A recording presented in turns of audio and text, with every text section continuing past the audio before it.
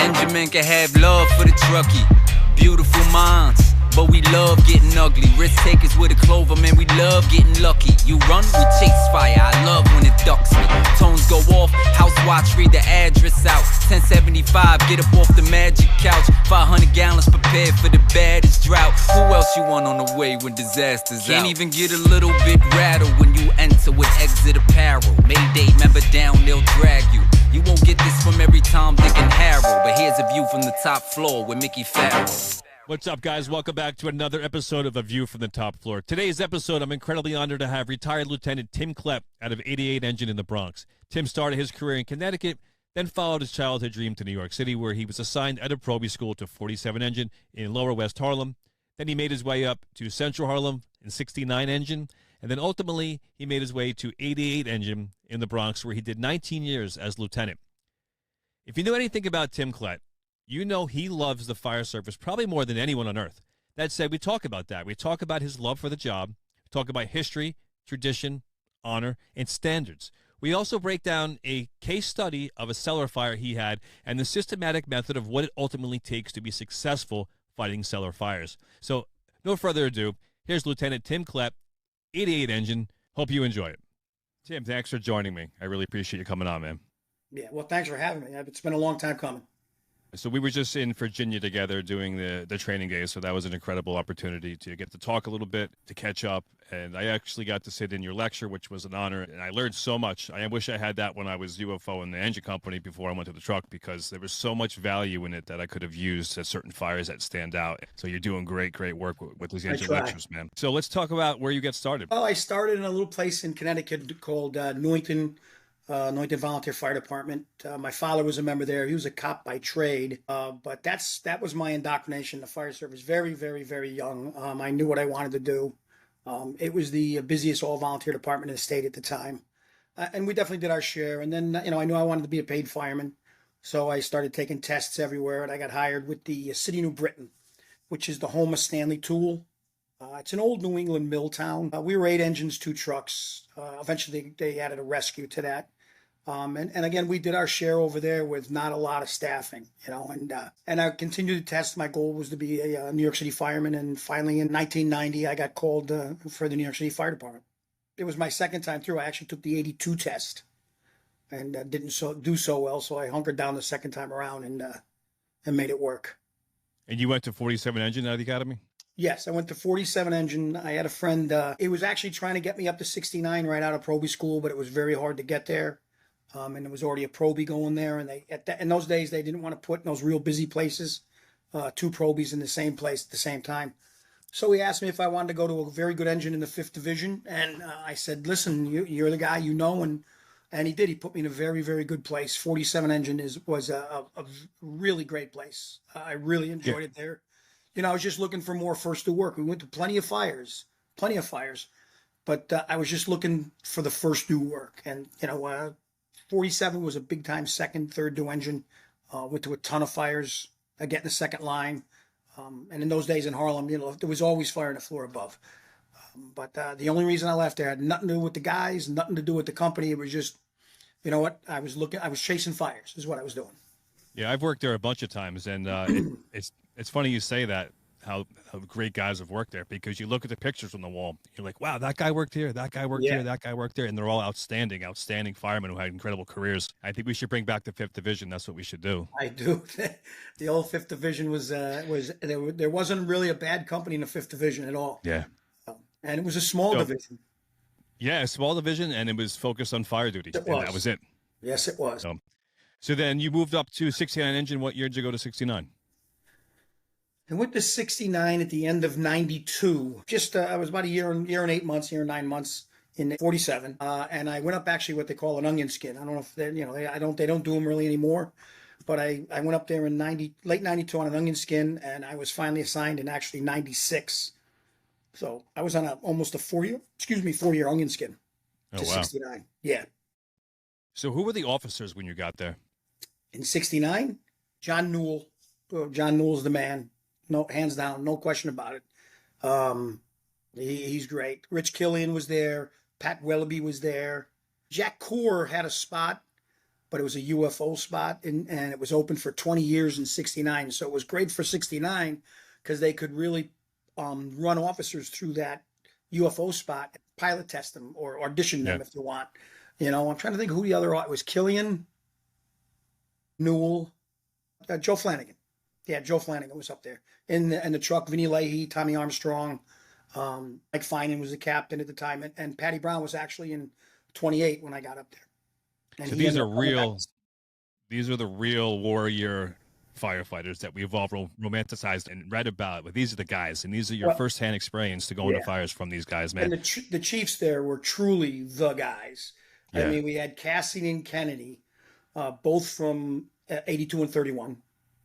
And then we had Nick Visconti, God rest his soul, he just passed away, from 50-2. And we had Frank Griffin from, Squad 2, 29 truck. I mean, those were the true, those guys were, nothing rattled those guys. They were the best chiefs in the universe.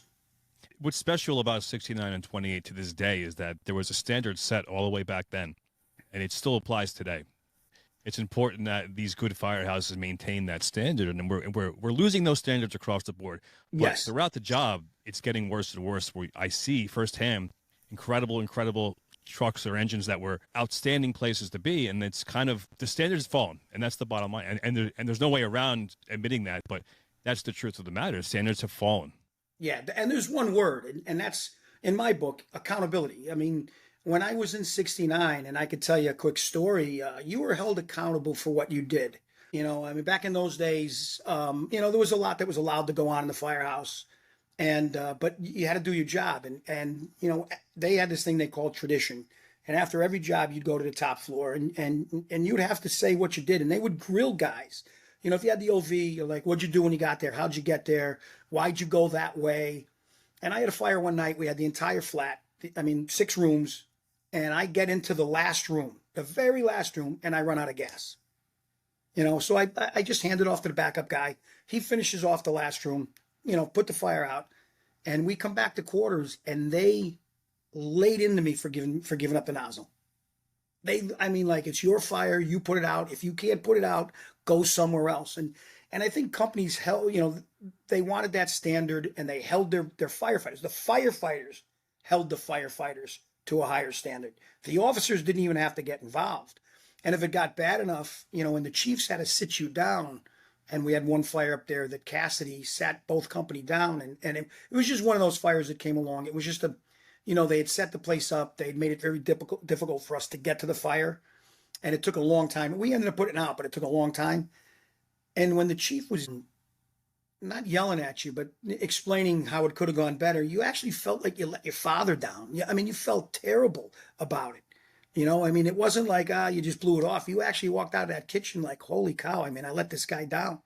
And that's gone. That accountability about how you operate, how well you do your job, how well you make your company look is gone. I think that, the standard that people use now for whether they did a good job or not is, well, the fire went out. Yeah.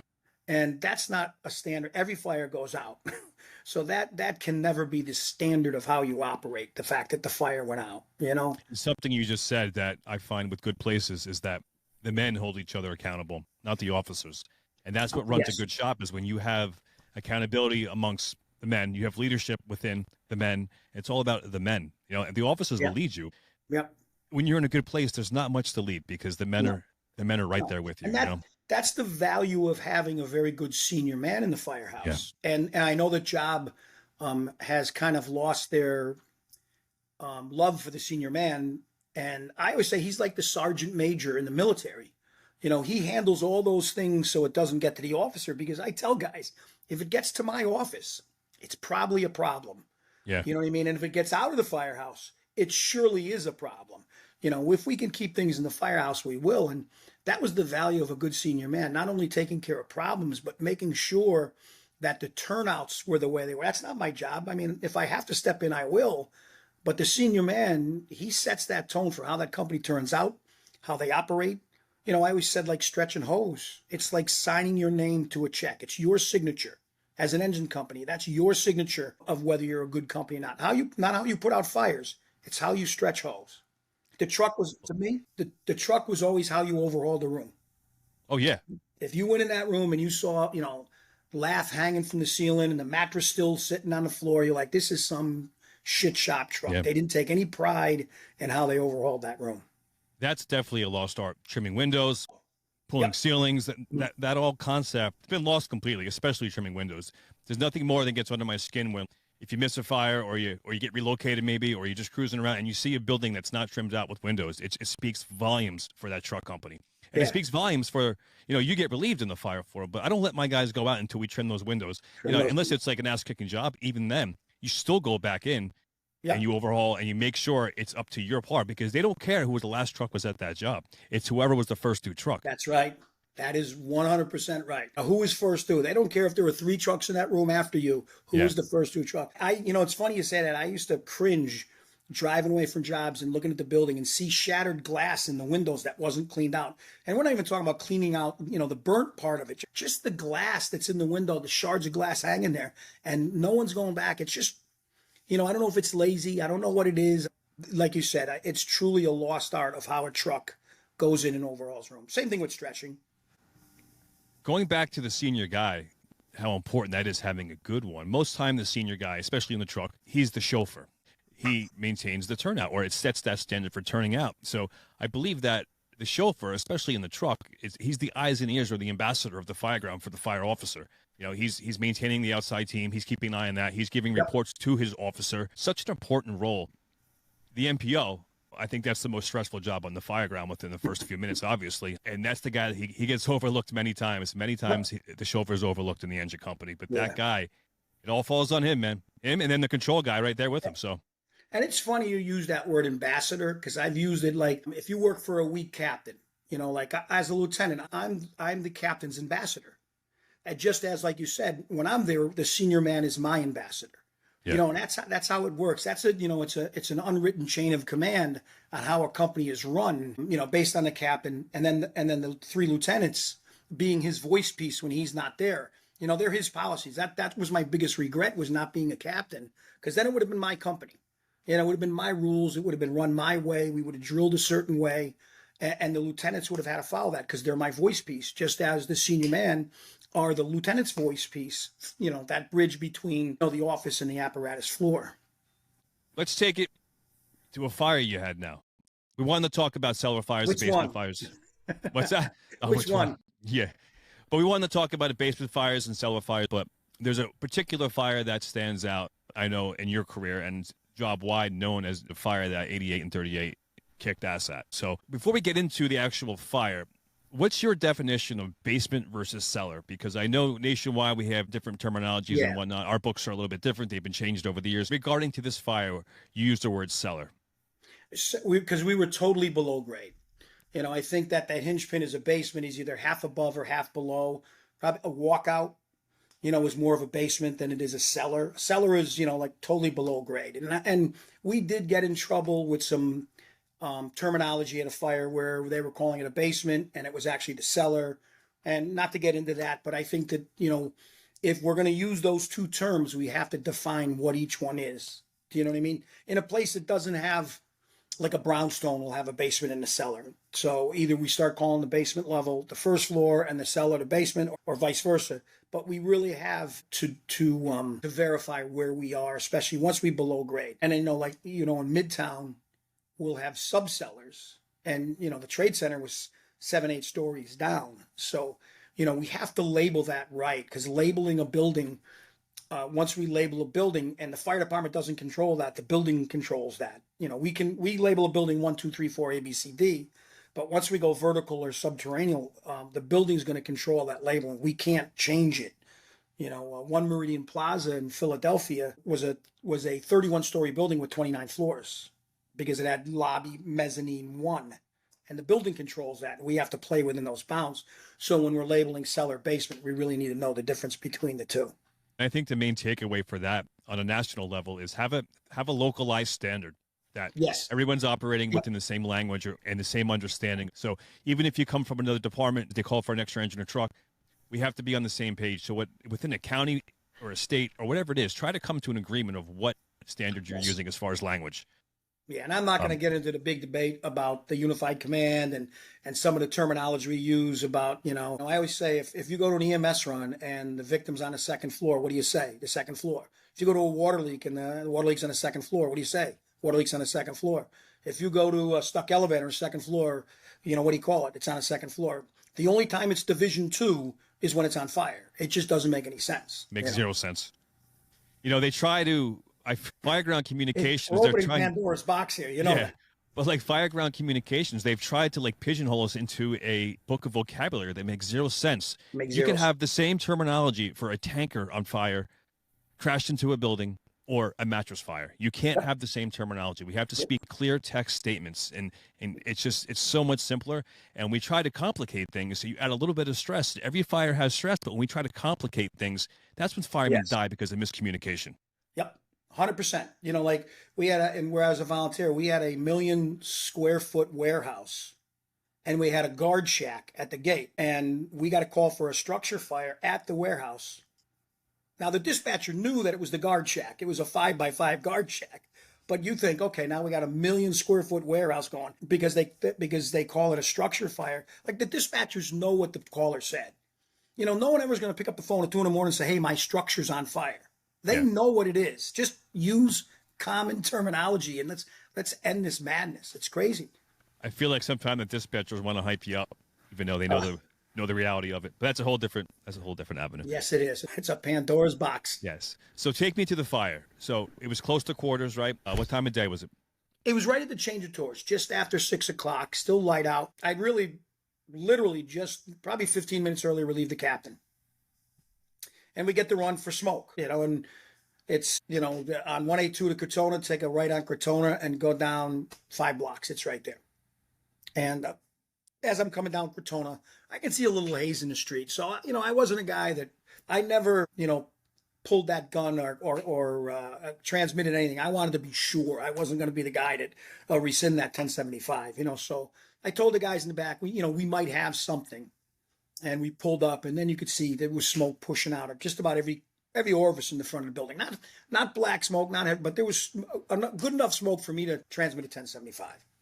On arrival, what are some indicators you look for a cellar fire or fire below grade? Well, there's a multitude of them. Smoke pushing on the window frames, under the threshold. If I have a lot of smoke and no visible fire, I'm always hyper vigilant to eliminate the cellar. So if I don't see any fire anywhere, so if I got all that smoke and I don't have any fire in the first or second or third floor in that building, I'm not automatically going to think it's a cellar fire, but I'm automatically going to try to rule it out. I want someone to check that cellar to be sure it isn't in there, because there's been a huge uptick in the American Fire Service over the last 4 or 5 years of cellar fires where guys are going through the floor into the cellar and getting killed. There's been like 6 in the last 10 years. From the truck standpoint, it's so important that we have to pay attention to details, and that's what we've gotten away from, is that the devil is in the details of everything we do. Yep. So whoever's going to the rear, for us it's the OV, whoever does your 360, if that's something you do, slow down and take a look in those basement windows and see what you have. Yes. At the time, they used to say, kick the window in. If smoke comes out, you got a fire. I'm not saying go and do that, but I'm saying pay attention to the details, because that's an urgent message. You have to get that out there and say, we have fire in the cellar. I had a fire once in a vacant, and they were stretching a line to the attic because it was showing on arrival out the windows on the attic. I happened to go over the rear, and it was fire in the cellar. Balloon frame, old home. So you have to get that out there. That you have to get that information out and that's clearly. A critical failure for an engine, because like anybody can stretch hose, but the problem is when an engine commits a line before they know where the fire actually is. Then that's what causes problems. That's what gets people killed. If you're not sure, you stretch to cover the building, and you do not, until you're sure it is, you do not commit that line anywhere until you know for sure, right? If I know I'm going to the first floor, I can stretch for the first floor fire. But if I got that 3-story building and it's showing smoke out of every crack, every orifice, I'm going to stretch to cover the building, but I'm not going to commit till I know exactly where the fire is. So because I'm not going to get myself in trouble. So on arrival, change of tours, still light out. You pull up, heavy smoke, no fire. I get to the front door, and Captain Mitchell, Doug Mitchell from 38 Truck, they were right behind me. And it's kind of a funny story. So and I'm already thinking, okay, this thing's probably in the cellar. Based on the smoke on the first floor, and I did have some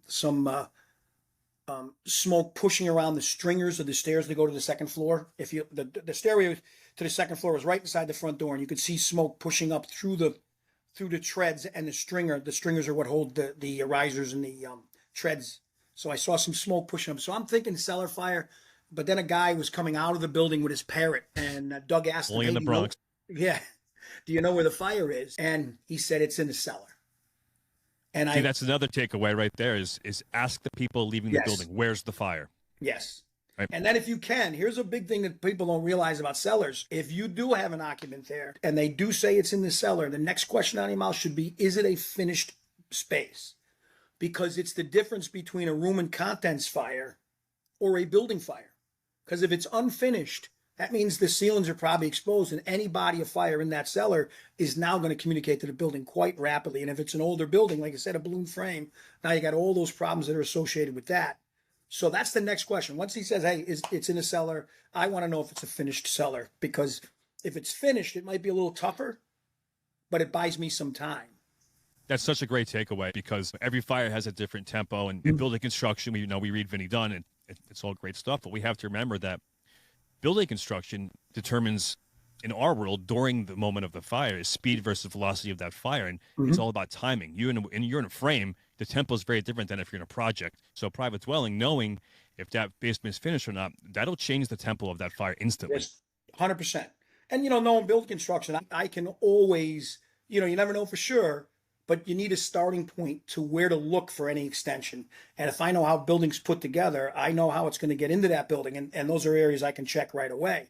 Like people, they'll open up walls above windows on the second floor. I mean, and that's not no, it's not into the walls at all. Well, you're above a window. It's a natural fire break. You've got to move over a couple of bays and open up there. And then you get the true thing. So if you understand how, buildings put together, you can narrow down your search for that extension, if there is any.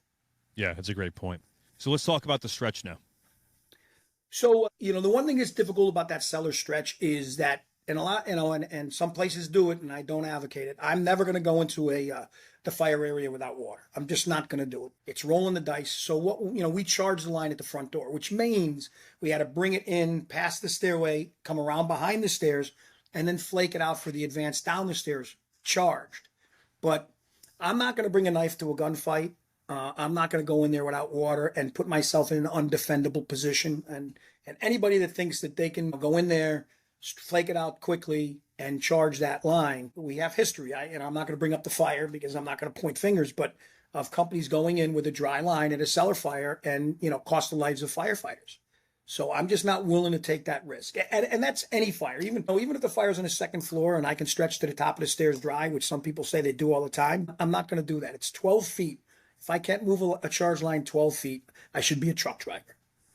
So we stretch in, and just a little caveat. I've been doing, I work at a place in Indianapolis. You've heard Jimmy McCormick's place, the Fire Department Training Network. Yeah. And we started doing basement fire training there, 15 years ago. So I always do the engine. I built this engine program. And it was funny, after the fire, it was like I was at the top of the stairs at the training prop at a real fire. Because the things I was saying to my two guys in '88, Al Torado and Joe Persinger, was the exact same thing I was telling the students at this thing I'd done for 15 years. And it was so nonchalant. And I think that's maybe one of the reasons we went down those stairs, because I had done it so many times in training. And the caveat is that even to me, who's been teaching for a long time, proved the value of consistency in our training, because that was the day. And I was the guy that was doing the training on it. And that was the day that it paid the dividend for me to be able to make those decisions, set that company up to make that push down the stairs. The guys were great, though. They did everything I asked them to do. Was that cellar door open or closed? So Dougie found the door first, and he opened the door, and fire blew it out in the first floor. So the fire had pretty much possession of the cellar and the cellar stairs. So the first thing I did, and again, I would advocate this if you go to one of these fires, is and an engine guy usually doesn't do this, but I called the OV, 38's OV. And you know what I was going to ask? Had he made it to the rear yet?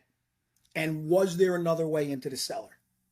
I needed to know that because my window was starting to close with the amount of fire coming up the stairs. Yeah.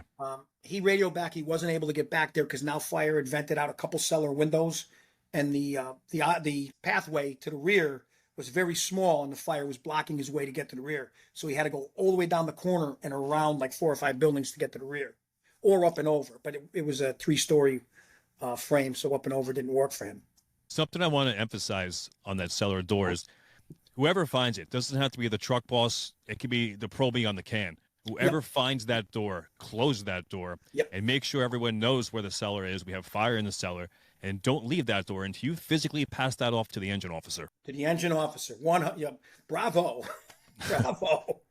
Well, and I'll tell anybody that watches this that's an engine officer. I don't care what door it is. If you're first due, it's your line going through that door. If it's the front door of the house, if it's the door to the room on fire, or if it's the door to the cellar. You want control of that door. If the truck finds it, and I told Doug, give me the door. I want the door. That way, and I told him, I'll let you know when we're going to go. If he's now removed from here doing a search on the first floor, and I did, I radioed Doug or yelled out to Doug, listen, we're going to make our push. I'm opening the door. So they knew that conditions were going to change rapidly on that first floor once I opened the door. But as the engine officer, if you're going to bring your line through a doorway, you want control of the door, 100%. Yeah. And I've left a firefighter at the door, and I've told them, and I've drilled on this prior, so that they know exactly what I'm speaking of in the moment, was if I say stay at the door for whatever reason, wind conditions, experience level, I just wanted a guy at the door, I tell him, you can leave there once you pass the door off to the engine officer. Yeah. Nobody else, because he's not leaving. That officer's there, he's committed, and he's going to cross the threshold, Yep. And that's that's that bond also of like when the trucks say, hey, they look at the first two engine officer, and they look right in the eye and they go, I'm going above. Yeah. And when you look at that guy and you say, hey, I got you, that means a lot. That means a lot. You just can't abandon that position with those guys above, and you can't abandon that door with guys on the first floor either. So I feel we're losing legacy in the fire service. So that's why battalion events are important, because you have to build that relationship with your companies, because if you're the second due truck, your life relies on the first due engine that is not usually in quarters with you. I got you aren't just words. They mean something. Yeah. Like people outside this shop don't understand that. But when and Mickey comes up and he says to me, I'm going above, and I go, Mickey, I got you. That means something, and when I always say that, who are we really saying that to? When I look at you and I say, hey, you're going above, I got you. When you look at me and I look at you and we say those words, I got your back. Well, we're telling the civilians also. We're not telling them directly, but we're telling, we got you too. By me looking in your eyes, say, I got you, that means you can go do your job and not be afraid of something happening below you, that I got your back. So that's a big thing. They're just not words to me. They mean something. And when you say, Mickey, I got you, you're not telling me necessarily. You're telling my wife and kids, I got them. Yes, I got He's coming home. He's coming home. The only place I'm going is to the burn center if he's upstairs. For the sake of sounding dramatic, it's not, but it's powerful because it is. Unless you've ever been put in that position where a guy looks at you and says, hey, I got you. Man, that means something. And just like at the top of the stairs, when I told the guys in 88, you could say you could tell they were a little iffy about going down the stairs, and we'll talk about that push. But when I told them, and what they told me afterwards, and it really meant a lot to me, is that he goes, the only reason we went was because it was you. And I thought that meant a lot, out of me. But they were great. And I don't think there's, to be honest with you, 5 engines in the city that might have gone down those stairs. Nobody wants to go to a cellar fire. They'll say they do until they get there, and then it's shit. Till they get there. All right, so let's bring the line in. We got the charge line in. We're going to flake it out now. So all we did, like what I'm concerned of, and I think anybody needs to be concerned about a cellar fire is, once you know the run of the stairs, if they run from the front to the back or the back to the front, normally you're running toward the front of the building. So that initial flake out, there's no way you're going to flake out enough line up there for the entire run down the stairs, the turn, and then the push to the back of the stairs. We would have needed 2 links up there to do that. So the only thing I'm really concerned at, and I think officers should only, you want to make it through the push down the stairs. That's one. And you got to have enough hose to make the turn at the bottom of the stairs. So if you put 15, a half length, 20 feet, 25 feet in line with the stairway to make that push down, it's enough to get you down the stairs and make that turn. And once you make that turn, you're putting some good water down range also.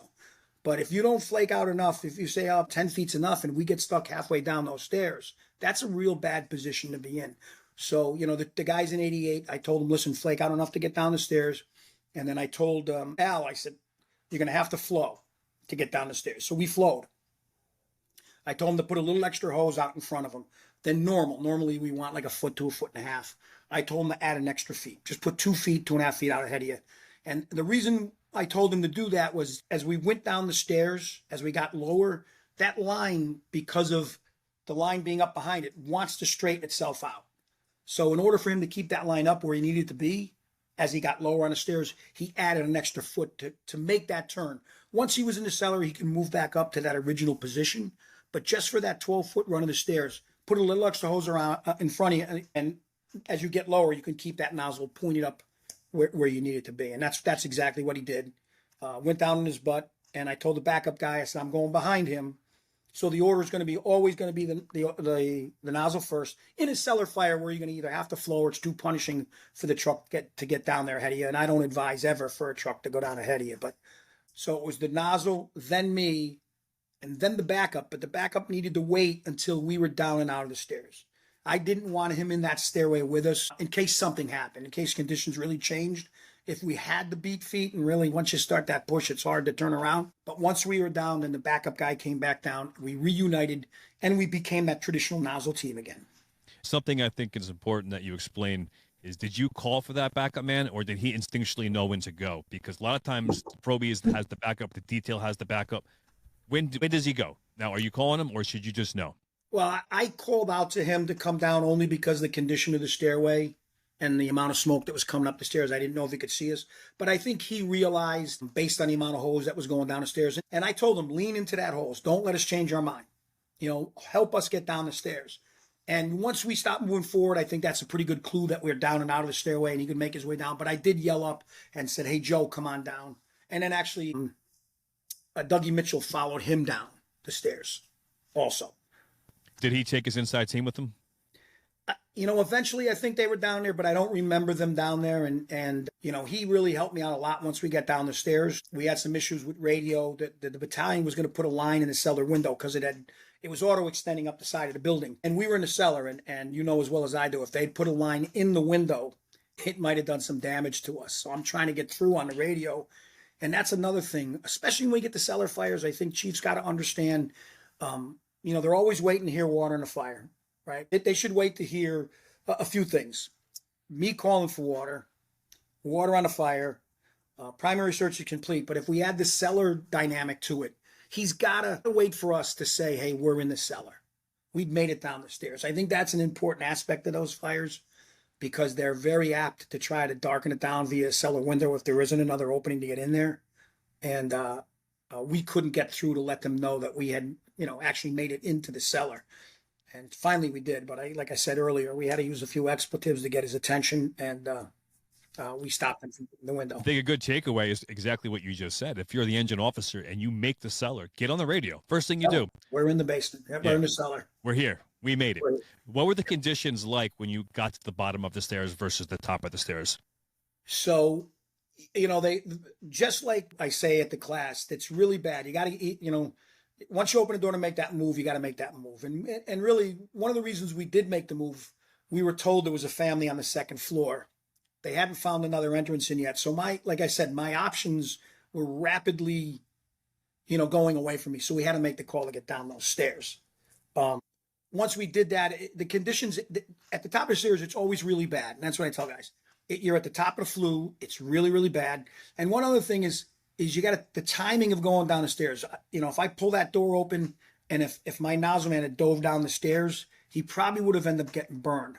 So I told him, I said, I'm going to open the door, wait a couple seconds. Let's let this thing do what it wants to do. Because most cellar fires, the first ventilation point is going to be that doorway at the top of the stairs. And that cellar is going to react to that. So it blew out over our heads on the first floor, and then it kind of went away a little bit. And he said to me later on, he goes, when you told me that, I didn't understand it. And then I saw what happened. When I opened the door, it blew out. It kind of relaxed a little bit, and then we made our push. So it's really bad. And as you go down the stairs, it gets better, and then it gets bad again at the bottom of the stairs, and then gets better. From a truck standpoint, you have to realize that conditions are going to get drastically worse for a few seconds when that door opens before they start flowing water. And then it's going to get hotter anyway when you're searching on the floors above, because essentially you're starting your attack with the engine on the floor above the fire. Yes. And so you're searching the floor above the fire. And now we're opening a flue to the floor above the fire. Yep. And if you're searching that area, and if anything happens, you lose that door, the nozzle man fucking falls over, whatever it may be, conditions are going to get drastically worse. Yeah. You know, everything's about timing. I think it's just important to have an understanding when that moment's about to happen. Yeah. Maybe as a truck officer say, guys, we're opening the door. You know, everyone's on the same page, you know? Yeah. And that's funny you said that, because that I didn't, besides telling Doug, yelling to Doug that I was opening the door, there were companies above, and I thought about it later on. And that's one of my takeaways that I really beat myself up over, is that I didn't get on the radio and say, hey, we're opening the door, we're heading down the cellar. That would have accomplished two things. The chief would have known we were on our way down, and I would have advised everybody above that, hey, the conditions are going to change. It doesn't mean the place is taken off. It just means that we've done something, to make those conditions where you are change. Yeah. You know, and I never called the companies above, and I kind of felt bad about that. And that was one of my big takeaways from that, about communication wise.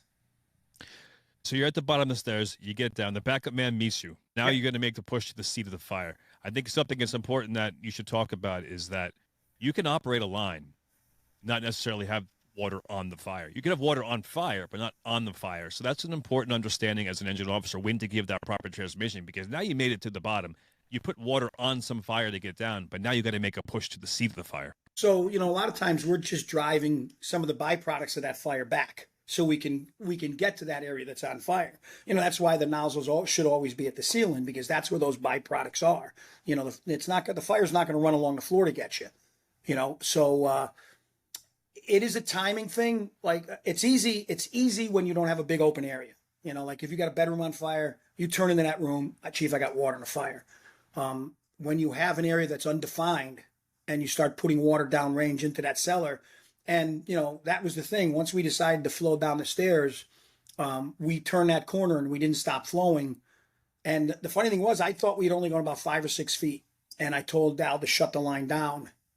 And we had actually gone about 30 feet down the cellar when I told him to shut the line down. And I still hadn't said we had water in the fire. And Doug was right behind me with the thermal imager. The engines didn't have one. And I asked Doug, I go, what do you see? Because we still couldn't see. It was still hot. And he came right over my shoulder with the thermal imager. We had one more room of fire that we had to kind of go past and then come back to get. And once we made that turn, I told the chief, listen, we got water in the fire, and it looks like we got it knocked down. Was there ever a second means of egress confirmed during this fire? Much later on in the rear, there was another exterior stairway, but it was a full stairway down. Okay. Yeah, in the rear. That fire was actually venting out.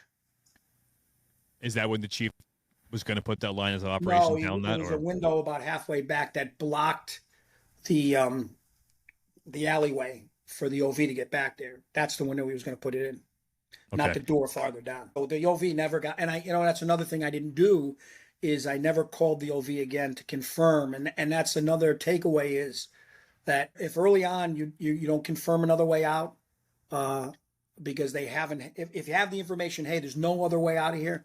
But if it's undefined and you get in that basement, you got to remember to ask again. Yeah. You got to confirm. I had to fire.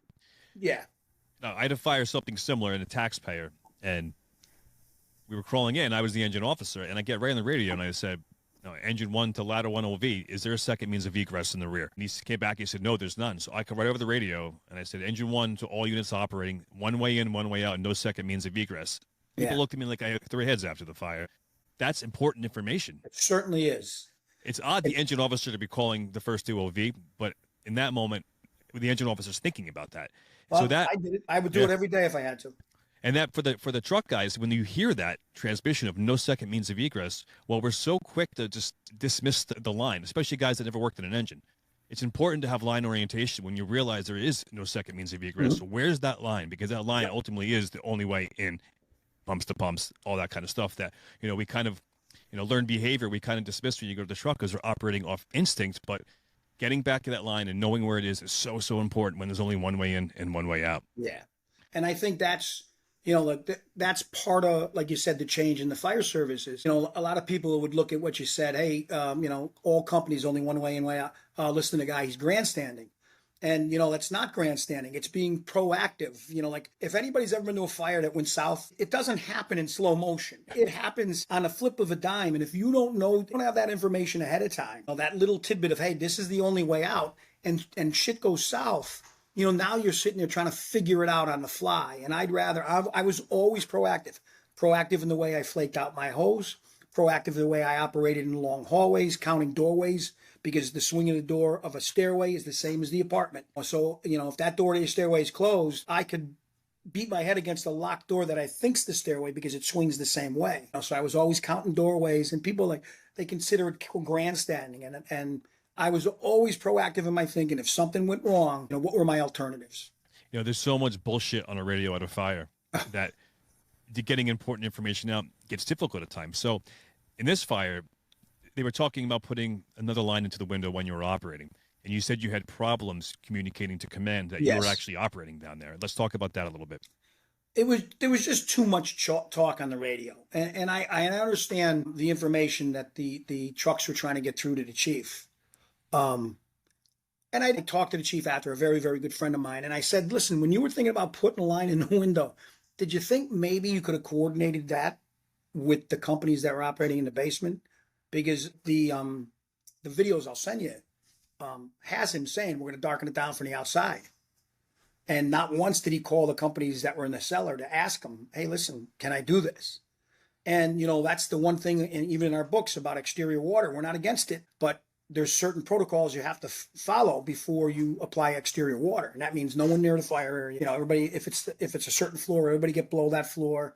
And whether it's a hand line, a tower ladder, or a blitz fire, a deck gun, a ladder pipe, those protocols still have to be met. And that didn't happen there. And there was just a lot of talk about auto extension and how they were holding the auto extension back. And to me, I was like, that's too much. Just say, listen, we're going to need a line. It's extended in the floor above. That's plenty of information to make decisions on. Not we're holding pots of water at it, trying to keep it out. I mean, there's just too much information. There's too much talk on the radio now. You said it was auto extending. How many floors of fire above did you have? 3. Wow. Yeah. So you essentially have 3 floors of fire above you. Yes. You have to put the fire out. So where's the second line now? The second line is operating on the first floor. The second line went into the alley and darkened down the exterior of the building. They didn't put it in the window. They darkened down because the entire side of the building was on fire.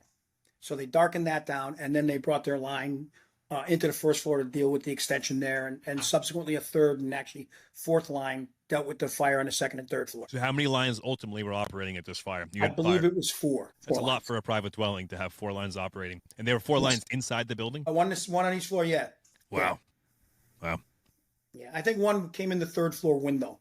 I don't think there was that much extension to the third floor, but they had enough where they wanted to flow down some of those wall channels, And even talking about something beyond a cellar fire, but let's talk about a basement fire with just the opposing line concept, where if guys commit to that stairs, making that push, it's going to take some time to make that happen. Mm-hmm. Just don't be so quick to get that second line or third line to the rear. And if you have a walkout basement, say, well, I have a direct shot right here. Once they committed, yeah. You have to let them do the job. If not, communicate that, pull them out, and then make that your attack. But that's really hard to do once the wheels are in motion. Well, and that's the thing is that's where the communication comes in, because if that first line is going to commit to the advance down the stairs, that second line needs to go to the top of the stairs. Where if they don't commit, the second line will probably go to that alternate means, and then the first line actually, in essence, becomes the second line to protect, because the door at the top of the stairs, make no mistake about it, is not going to be a fire-rated door. It's going to be a hollow core 6-panel door that'll burn through quite rapidly. We had the Halliday fire out in Queens where he was burned severely at a cellar fire where there was no line there. They had moved the line around to the walk-in. With cellar fires and basement fires, many times we have utilities down there. I think that's something you should talk about a little bit, as far as confirming or not confirming if the fire is involved with utilities. So it's funny you say that, because that was one of the things I want. Once we had a pretty good handle on the fire in the cellar, I believe another member of 38 was down there, and I told Doug, I says, hey, try to isolate the utilities. A lot of times, we're lucky, a lot of times they come in through the front of the building off the street. So a lot of the meters will be right there in the front wall. and not deeper in. But sometimes you'll find utilities deeper in that building based on, where it's located within the block. But we were lucky the utilities came in through the front wall of that, and we were actually between the fire and the utilities with our lines, so that they never really played a role. There's career fires that change you. It sounds like this was one of them. I think most cellar fires, when you have a real cellar fire, an ass-kicking job, that's one of those career fires that will change you. What are some of the takeaways for you that changed you moving forward if you got that same fire the next day? Always take. Well, first thing, like anything else, you have to believe in your training. You got to believe that the people that are training you and telling you what to do is the right thing to do, and that showed itself that day. Believe in the people that you're with, and a funny story about my nozzle man there. The nozzle backup, same two guys I had. We had a fire maybe 8 months earlier, and I told them it was had it with Bobby Greer. Fantastic job. We had the entire flat, and we had the second 46 engine had half the flat and the floor above. And I told him, I go, that's a career fire for you. You're not going to have another fire like that for a long, long time. And then 6 months later, they're charging down the cellar stairs, But I believed in their ability, and they believed in their ability, and they believed in their officer as I believed in them. Like we said that, hey, I got you, And I think that's key as far as, that push down that, I call them the 12 feet of courage, the cellar stairs. Because that's the fight. If you can win the stairs, it just becomes a tough little fight downstairs, but you got to be able to win those stairs. Communication is huge. My takeaways is, and like I said already, I think the Chiefs really have to understand they want to hear, and if they haven't heard, Timmy, are you in the cellar yet? Or 88, are you in the cellar yet? And that would have made my life a little bit easier, because as well as I do, when you're making those pushes or you're involved in a real aggressive search, your mind isn't really thinking to communicate stuff outward. Like, you know what I mean? When I finally decided to get out that we were in a cellar, the only thing that prompted that was the fact that he had said he was going to put a line. I may have never said it if he wasn't going to put a line in there. And I think that getting that information out that you're actually in the cellar and you're putting some good water downrange is a big deal. Secondary means of egress, huge. And personally, like I said, I screwed up. I never went back and verified whether there was or whether there wasn't one. And that was, a big mistake on my part, that I had I asked once and then I didn't ask again. If we had to get out of there and something lit up behind us, it would have been nice to know that there was another way out of that cellar the other way. One of the big things is relief. And what people don't realize about relief of a company at a cellar fire, especially, is that, we're below grade. And even if I have enough air left, say the vibro alert starts going off, you may not have enough air left to get out, because you got to go upstairs, and the upstairs is going to be full of smoke too. It's not like sticking your head out a window of a second floor, or you telling, hey, Timmy, just go downstairs and take a blow. I've got to get my people up the stairs, and you know how stairways are. And then I get them through the first floor, out into the front yard of the building. Before that, they run out of air. So I think that we need to be very in tune with the amount of time we've been operating at cellar fires, based on the exit time we're going to need to get out of that building, because we have to pass up through areas that are still permeated with smoke.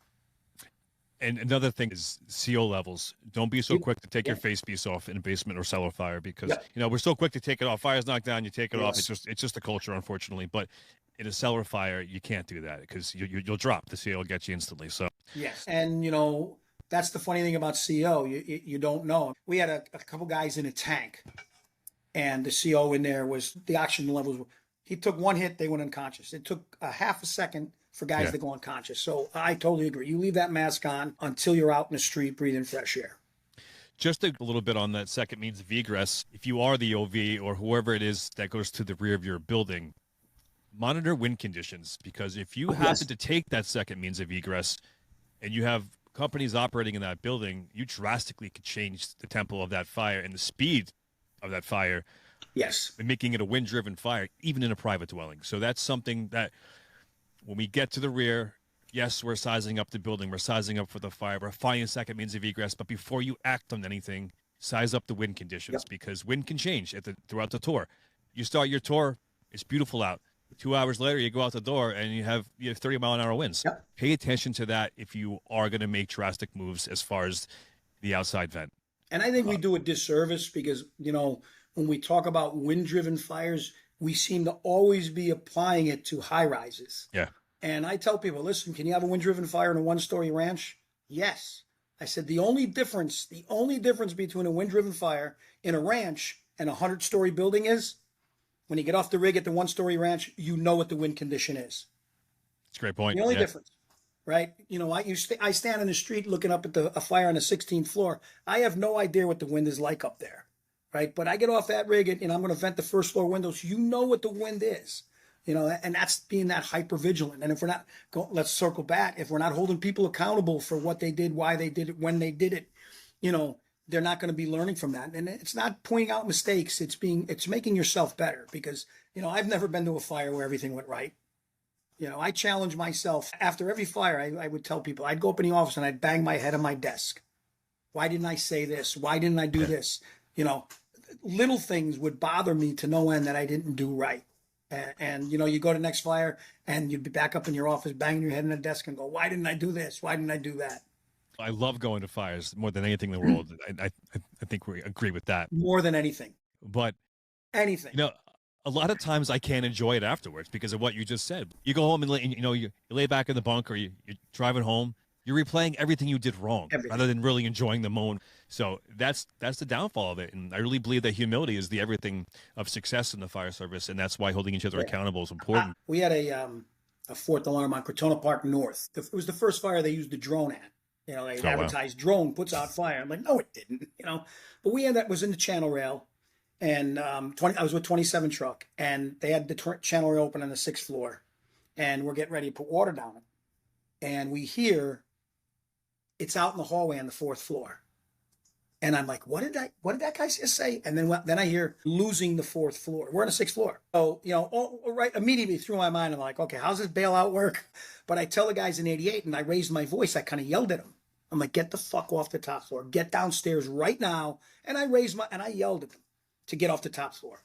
And I went back in and told 27. The 42 engine got the fire, so we were fine. After the fire, one of the guys in 88 came up to me and he says, hey, Lou, what's up? He goes, I knew it was bad. And I said, how? He goes, you never raise your voice at a fire. And he goes, you raised your voice. And I took that as a compliment. I was like, wow, that's... And then I went back to the firehouse and I was pounding my head on the desk. The one day in my career I should have been the most calm. I yelled. That's how hard I am on myself. I think it's a good thing you raised your voice because they took note of it and you got their attention maybe. It's funny you say that. I had a similar situation at a big H-type fire in the cockloft. So it's one of those top floor fires where it started in the cockloft. So we're just pulling ceilings. A lot of fun, but it's a dirty grunt type fire. Yes. Burned the roof off one wing. We're sitting there, we're hanging out. Now there's no condition. The fire's out. It's clear as day in there. And I'm standing there with the probie, the officer's over there doing something. I was a firefighter at the time. We're just standing there. And it's starting to get shitty in there again. I'm like, what the fuck's going on? Something's wrong. If you take something wrong, there's probably something wrong. And that's the takeaway from it. But I'm standing there. I'm like, why is there snot coming out of my nose now? Now I'm like, what the fuck's going on here? Fire dropped down from the cockloft down into the building. We're on the 6th floor of an H. And there's an apartment on the 4th floor fully involved. Front to rear. Real. So it dropped down from the cockloft and caught an entire apartment on fire. So when I hear that, we have fire on the 4th floor. Fort John, fires front to rear. It's just one of those things where if something's wrong, it probably is, and you can have fire below you.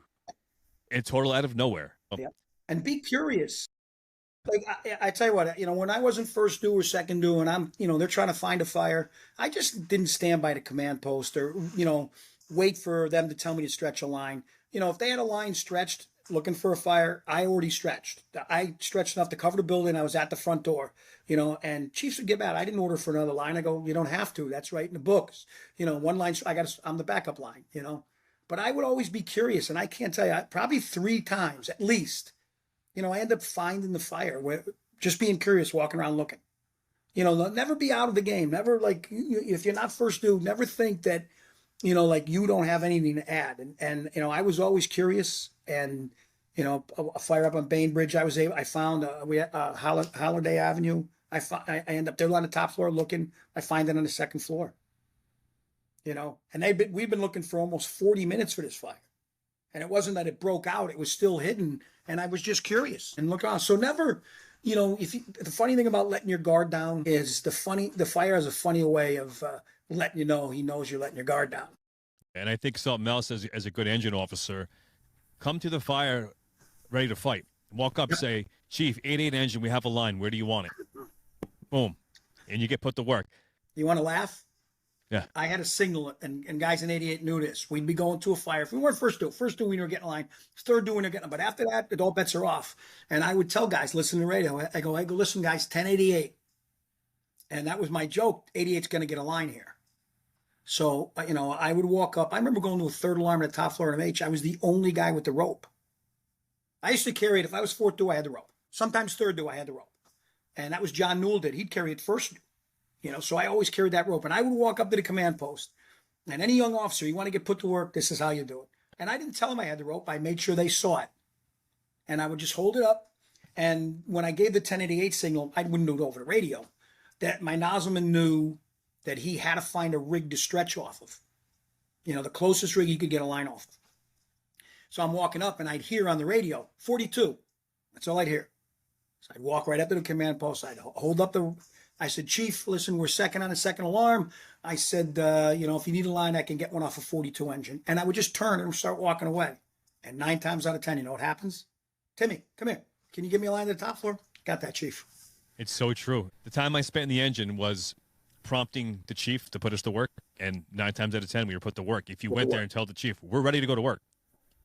Even if you're going there second due on the second alarm, whatever it is, even on the third or fourth alarm, if you're ready to go to work, the chief will put you to work if he needs to. He'll see you squared away. He'll see you ready to go. Any fire department, not just the New York City Fire Department. You know, even in small volunteer places, if you show up as a mutual aid company with tools, masked up, and ready to work, they're going to put you to work. You know, it doesn't matter how big the fire. Chiefs are looking for firemen to make all their problems go away. That's what they're looking for. And if you're ready to go to work, you're going to get some work. Simple as that. If you happen to have a covering officer who's not so aggressive, maybe who doesn't want to go to work, it's okay as the firefighter, the senior firefighter working, and they walk up to the command post and say, Chief, 1 engine, we're here. What do you want us to do? Chief, 1 truck, we're here. What do you need us to do? Let him see that front piece, that no, that company's here. They're dressed, ready to go to work. I'm going to put them to work. Yep. Oh, it's 100%. 100%. You know, that's why when you work in a neighborhood like we do, or I did, and you still do, it's sometimes it's hard to do that because you're surrounded by great companies. But you know where you can go and sneak your way in if you had to. But you know, my guys knew I didn't care how you acted in the firehouse. You know, my non-negotiables, we were going to drill. That was it. After that, I didn't care what we had for lunch. But we go out that door, you conduct yourself as a professional. If you can't do that, find another officer to work for. And most of the guys in my groups, everything I asked them to do in the fire ground, they did. You know, everything I asked them to do. Circling back, it's the standard. You set a standard, you maintain that standard, the men fall in line, or they rise to that standard. If not, they find another place to work. It's as simple as that. Yeah. I think the problem in New York is, in a lot of places now, everybody wants to be part of that, you know, high-angle underwater bomb squad. And the engine is the last place guys want to work. And it's funny because it's probably one of the most important actions, if not the most important action to be taken on a fire ground. And that's why I loved being an engine officer. Guys, why'd you stay in the engine so long? I said, well, I had the best position as a nozzle man, and now I have the second best position on the fire ground as the engine officer. You know, first of all, I'm the first one to the fire department. If I want to be the first one in the apartment, I can be the first one every time. Secondly, the decisions that engine officer makes make or break that fire. Size, placement, and operation of the first line will make or break the fire. And I loved that responsibility, and I embraced it. You know, I had a lot of fun doing it. I've said it multiple times, but good trucks come from great engines, and there's no doubt about that. Yep. I'm not much of an engine basher. I started in the engine. I started my career as a lieutenant in the engine. I'm a truckie by nature. I enjoy it, but I never beat up on the engine because, you know, good engines really are what this job is about. It's the backbone of the fire service. It's a good engine. You know, like it's like the saying that one hand washes the other. If you got, you know what makes a good truck, a good engine, and what makes a good engine, a good truck. Yeah. You know what makes a good second due truck, Mickey, I got you. Yeah. You know what I mean? So it's all, it's all wrapped into that. It is like you build off of each other. You know, I wouldn't be able to do the things as an engine that I did if I didn't work with a good truck. and a truck wouldn't have the confidence to do the things that they do and make the grabs that they do if it wasn't for a good engine. So, you know, if you have a poor engine and a real good truck, it weakens that truck. I don't care what anybody says. It's hard to have a house where it's a poor engine and then you have a great truck. It's just because they complement each other. So I think the biggest takeaway from all of this, beyond the tactical side of things, believing in your people. That's the bottom line. When you work in a great place with great people, you have to believe in them, and in return, they will believe in you. Tim, I appreciate you taking some time today to come on. Yeah, we'll It's do always this in the great to future. talk to people that are so into the job, that love what they do. You know, it's great. Yeah. So Likewise, thank I you for appreciate having it. me. We'll have you back soon. We'll do some hoarder fires next time you're on. Perfect. Is that cool? That's All I right, would man. love to. All right, great. I I'd love to. appreciate Another you. challenging fire. All right, Take brother. care. Thanks, bro. I'll talk to you.